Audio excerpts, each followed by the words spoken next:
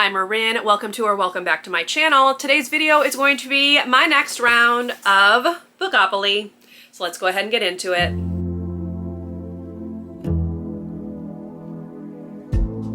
All right, first we're gonna go ahead and start off with a recap of February's picks to see what I read or didn't read. I'll tell you right now, I have not finished this TBR, but let's go ahead and talk about it. So roll one landed me on seasonal. For that, I chose Thin Air by Michelle Paver, which I am currently reading, but will not have done before the end of the month. So this is the first fail, and it doesn't really get any better as we go through. So did not finish this one. Roll two landed me on Person on the Cover. For that, I chose The Fox Wife by Yangtze Chu, which I did read and really enjoyed.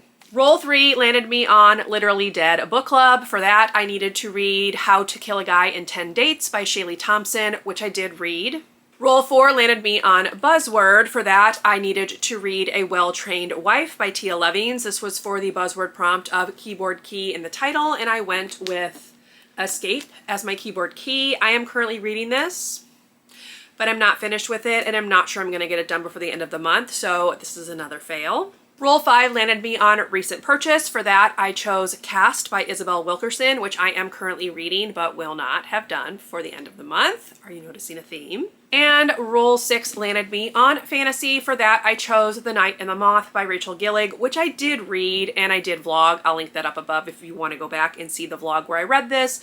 But yes, this one I did read. So of the six, I read three and am currently reading three. So anyway, I didn't complete the TBR. They're not going to be done by the end of the month, and I don't tend to count books as being completed unless I know I'm going to get them done by the end of the month, and that is not going to happen. So we're going to go ahead and choose a challenge prompt. Now, I believe all of these were challenge prompts that I had last year. I don't think I added anything new. I really can't remember.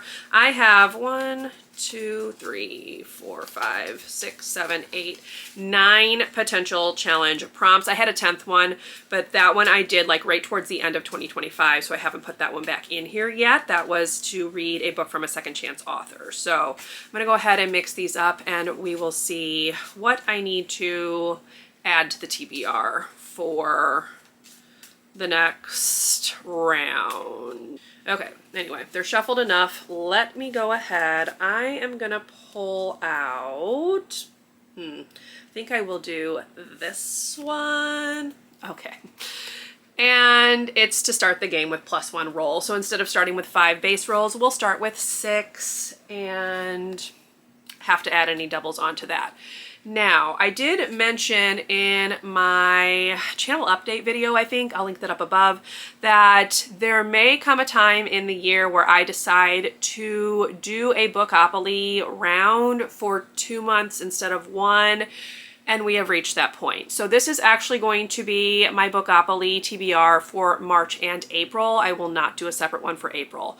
The reason for that is that I just have a lot of books that I want and need to read already. Like, this is for the next 2 months, y'all. And that's because I have structured vlog series that I'm trying to do in order to help me achieve goals. And normally I will schedule vlogs for 3 of the 4 months. No, 3 of the 4 weeks in a month, and then attempt to read any remaining books for the monthly TBR in that last week. And that's just not really sustainable, especially as we get into the end of the school year, where I am more and more tired when I get home from work and having less and less time at work to put an audiobook in and listen because of other things that I need to take care of. We have like some special events going on. The library gets used a lot for like extra activities, so there's people coming in and out, so it's just really difficult for me sometimes to find the same amount of reading time that I can during other parts of the year. So I'm gonna take a break from the monthly TBR games for the next 2 months, and this round is going to be for March and April. So you will see another round of Bookopoly in May, and at that point I will let you know if I'm planning on doing them monthly again or if I'm going to need another one that encompasses 2 months. So hopefully that makes sense. I will still put a TBR video up for April to kind of let you know where I'm at with this TBR, but you will not see an actual dedicated Bookopoly TBR. So apologies, I know these are really fun for me to film too, but I really want to finish my TBRs, and if I just keep adding books to an already large amount of books I want to read, that's not going to be able to happen. So anyway, okay, there's a little update. Now I will go ahead and link you to January's video because that one gives you an overview of the board itself. I forgot to mention that in last month's video, so it's linked up above. Also, shout out to Becca over at Becca and the Books, who obviously was the first person to create the Bookopoly TBR. So without further ado, let's get into my version, starting with 6 rolls, and we'll see what all I'm gonna need to read. Okay, I do still have a reward prompt from last month that I did not use. That is swap out any prompt. So I'm gonna go ahead and put that there so that it is still in my back pocket. We're gonna set up the chance cards. I did go through and pull out books that I have already read from these, so this should be all books that I have not yet read. We'll give it a little shuffle. And then we have the community shelf cards as well. We will be starting over on fantasy because that is where I ended last month. So here we go. This is roll 1 of 6. And we have a 7.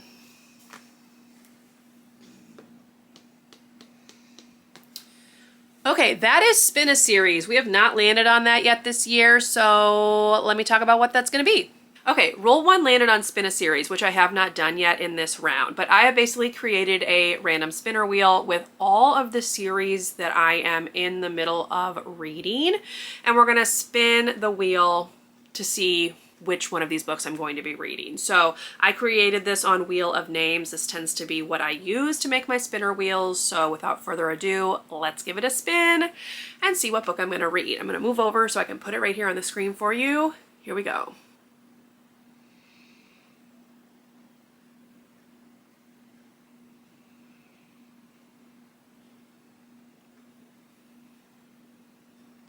Okay, that is The Spell Shop by Sarah Beth Durst. Let me grab it. Okay, here is The Enchanted Greenhouse. This is the sequel to The Spell Shop. It has some interconnected characters, but they are standalone books themselves. I'm pretty sure, isn't that what it says? Yeah, a new standalone cozy fantasy set in the world of New York Times bestseller The Spell Shop. So you don't need to have read that one to read this one, although it references a character that we meet in the first one. So that's kind of how they're interconnected. There's a third one in this series coming out later this year, so I'm actually really glad that this is the one that it chose so that I can go ahead and give it a read and be ready for the new release. All right, let's go ahead and do roll 2. Is an 8.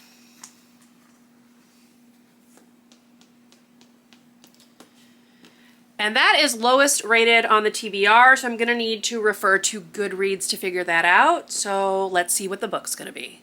All right, for lowest rated, I sorted my Goodreads want to read list according to rating, flipped it so that it would be lowest rating. Here's a screenshot of what that looks like. The book at the top has not been released yet, and the next book is one that I was needing to read because it is a previous Literally Dead book club pick, and I am trying to read all of those. So the book I will be reading for lowest rated is Zone 1 by Colson Whitehead. I'm pretty sure this is kind of like sci-fi horror, question mark? Let me see what it actually says in terms of the genre, because I do not really remember. I believe this was a pick from 2020 because I am still working my way through the picks from 2020. And this one was actually going to be in my next vlog where I am reading the backlist from the Literally Dead book club. So now I won't have to read that one. So, okay, post-apocalyptic horror. Okay, so that's what this is. This one has a very low rating of a 3.24, so obviously not a lot of people have enjoyed this one. So it is the lowest rated book on my want to read list, so it's what I'm going to read for this prompt. Okay, roll 3 is a 4. And that is a horror book. So let me see what I can find for that. All right, for the horror prompt. I am going to read the Literally Dead book club pick for March, which is The Fisherman by John Langan. This one is, what did Kayla call it? Cosmic horror. And I think it's somewhat on the classic side of things. I don't really know anything about it except that it is the pick that I need to read for the Literally Dead book club, so I would have needed to read it anyway. This one has a 3.84 rating, so it's not terrible considering that it is a horror book, and we'll see what I think about it. So that is pick 3 for the March and April Bookopoly TBR. All right, we have roll 4 is a 4. And that is a random color, so that means I'm going to use a random color generator to find a book with that color on the cover. So let's see what the color is going to be. Okay, for random color, I am just going to use this random color generator that I found online. You are looking at the color that it always starts with. I'm going to go ahead and generate it 3 times and we will see what color I need to find on the book. So here we go. This is 1, 2, and 3. Basalt gray. What a non-exciting color. Okay, let me see what I can find that is basalt gray. Okay, that took forever, and I'm not really sure that this is the actual color, but I'm gonna go with The 13th Child by Aaron A. Craig. Along the top here is grayish colors, and it's the best I can do. There's also like some gray like smoke going through. This is my buzzword pick for April, which is to have an ordinal number in the title, so 13th, and it was the best I could do, y'all. Sorry, that was a really hard color. I don't have like any other books that I need to read that have gray on the cover, so it's the one we're going with. And actually, I say that, but I could have totally picked The Fisherman for basalt gray, but that's the only horror book that I really had. So anyway, okay, we're going with The 13th Child. Maybe it's not exactly basalt gray, but it's the one we're picking. So this was a book of the month book that I picked up back in December of 2024. It's chunky, but I think, isn't this one kind of YA-ish? I really can't remember. I have read 2 books in her Sisters of Salt series. I really liked the first one, didn't love the second one. So this will be the 3rd book that I read by this author, and we will see if I like this one any better. Okay, roll 5 is a 5. And that is a fiction book, which is definitely a very easy prompt. So let me see what book I want to choose. All right, for fiction, that was a much simpler prompt because the bulk of the books that I'm planning on reading over the next 2 months are fiction books. I am going to go with We'll Prescribe You a Cat by Sue Ashita. This is one that's on my 2026 TBR. It will also work for a Goodreads seasonal challenge prompt. And it's an ebook, which I tend to forget about, so I want to go ahead and get it read. So you're looking at the cover. I am a sucker for anything with a cat on the cover and the title, so we'll see if this one lives up to my expectations. Okay, and this is roll 6, which might be our final roll unless I get a double, which I did not. So it is the final roll. That is an 8.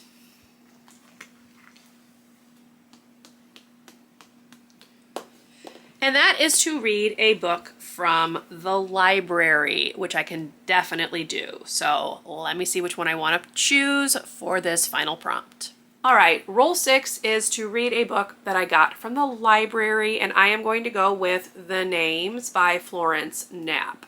I have actually started this one, but it is not finished, and I do have the audiobook out from the library as well as a physical copy. So it works because I have it in both aspects from the library. So that will be the final book for this vlog. This one I know got a lot of hype last year, and I'm not super far into it as of yet, but I am enjoying it and curious to see where it's going. So it's about a woman, and what might happen if she names her youngest child different names. That's basically the setup. So that's going to be the final book. This one took a while to figure out what I was going to read. So let's very quickly do a recap.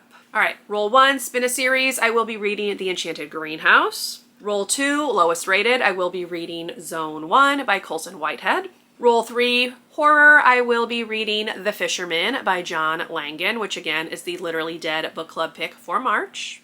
Roll 4 was random color generator. It gave me Basalt Gray, and I will be reading The 13th Child by Aaron A. Craig. Roll 5 was fiction, so I will be reading Will Prescribe You a Cat by Sue Ishida. And roll 6 landed me on library, so I will be reading The Names by Florence Knapp, or rather I should say we'll be finishing The Names by Florence Knapp. So those are the official books on the Bookopoly TBR. I do have a ton of other books, obviously, as I mentioned already, that I'm wanting to read over the course of either March or April.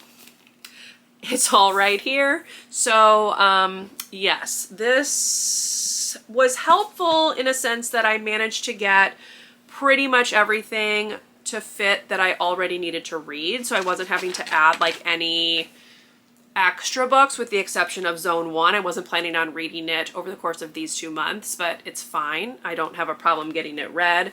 So yes, this could have gone much, much worse, and thankfully did not. So let me very quickly talk about my nonfiction pick for March in case you are interested in reading it along with me. This is for Women's History Month, and I will be reading The Woman They Could Not Silence by Kate Moore. I read Radium Girls by her a couple of years ago and thought that that one was phenomenally well done, so I'm looking forward to reading this one. This one is about a woman who is put into a sanitarium against her will, and basically how she fought to regain her life. So it says 1860, as the clash between the states rolls slowly to a boil, Elizabeth Packard, housewife and mother of 6, is facing her own battle. The enemy sits across the table and sleeps in the next room. Her husband of 21 years is plotting against her because he feels increasingly threatened by Elizabeth's intellect, independence, and unwillingness to stifle her own thoughts. So Theophilus makes a plan to put his wife back in her place. One summer morning, he has her committed to an insane asylum. The horrific conditions inside the Illinois State Hospital in Jacksonville, Illinois, are overseen by Dr. Andrew McFarland, a man who will prove to be even more dangerous to Elizabeth than her treacherous husband. But most disturbing is that Elizabeth is not the only sane woman confined to the institution. There are many rational women on her ward who tell the same story. They have been committed not because they need medical treatment, but to keep them in line, conveniently labeled crazy so their voices are ignored. No one is willing to fight for their freedom, and disenfranchised both by gender and the stigma of their supposed madness, they cannot possibly fight for themselves. But Elizabeth is about to discover that the merit of losing everything is that you then have nothing to lose. So that is going to be my nonfiction pick for Women's History Month. I will talk about the April pick when I do my April TBR. So if you are interested in reading that one along with me, I will make a post on my community tab once again, just like I have done with Cast, which was February's pick. Feel free to join me. I would love to have you read along with me. So there you go. That is going to close out this video. I hope you enjoyed. If you did, please leave me a thumbs up. Consider subscribing to my channel if you would like to see more from me. If you made it to the end of this video and would like to leave an emoji to show you were here, you can leave the die emoji in honor of the dice I roll for my game, who were very nice to me this month, thankfully. And I will see you in my next video. Bye, everyone.